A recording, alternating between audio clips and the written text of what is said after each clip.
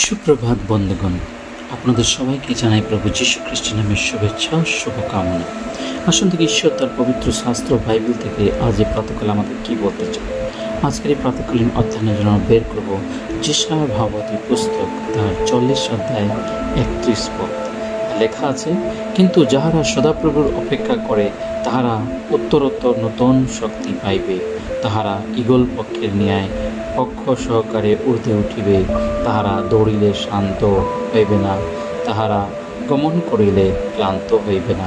ঈশ্বর তার সুন্দর বাক্যে আমাদের সকলকে আশীর্বাদ যুক্ত করুক।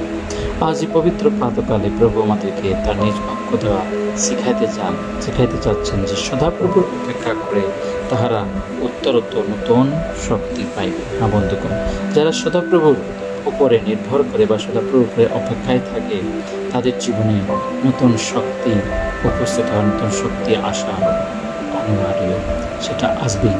তাহারা ঈগল পক্ষের ন্যায় পক্ষ সহকারে ঊর্ধ্বে উঠিবে। বন্ধুগণ, আমরা জানি ঈগল পক্ষী তিনি সেই আকাশে উচ্চ আকাশের মধ্যে চড়ে এবং সকল নিচের সমস্ত দেখতে পায়। তার কাছে শক্তি, তার কাছে যে দৃষ্টি প্রভু তাকে দিয়েছেন, সেই ঈগল পক্ষের ন্যায় তিনি আমাদেরকে বিশ্বাসীদের জীবনকেও সেই ঈগল পক্ষের ন্যায় তিনি তুলনা করছেন।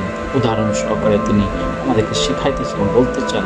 এখানে বাবাদি বলছেন যেন তাহারা প্রভু তাহাদেরকে সেই ঈগল পক্ষের ন্যায় পক্ষ সহকারে ঊর্ধ্বে উঠাইবে বা উঠিতে দিবে, এবং তাহারা দৌড়িলে শান্ত হইবে না। বন্ধুগণ, তারা দৌড়তে যারা ঈশ্বরে বিশ্বাস করে, যারা প্রভুতে বিশ্বাস করে, প্রভুর সাথে জীবন, তাদের কেউ আটকাতে পারবে না। এই সংসারে কোনো শক্তি নেই তাদেরকে প্রভুর কাজ করতে বাধা দিতে বা প্রভুর কাজ থেকে দূরে সরাতে।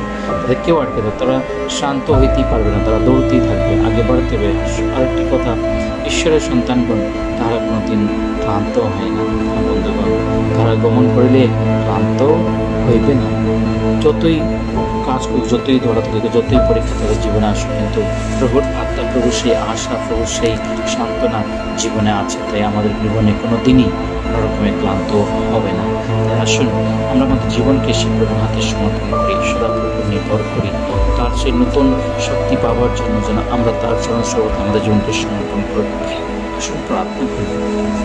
পবিত্র বাহিনী সদাপ্রভু, তোমায় মনে ধন্যবাদ। আজকের সুন্দর প্রাতকাল ধন্যবাদ। আজ এই প্রাতকাল থেকে নিঃস্বার্থ দিন তোমাদের সঙ্গে থাকবে, সমস্ত অমঙ্গল দিয়ে রক্ষা করে, পবিত্র আত্মার পরিচালনা এই ক্ষেত্রে প্রার্থনা প্রেরণ করতে মুক্তি প্রভু যীশু তোমার পবিত্র নামে জয়। আমেন।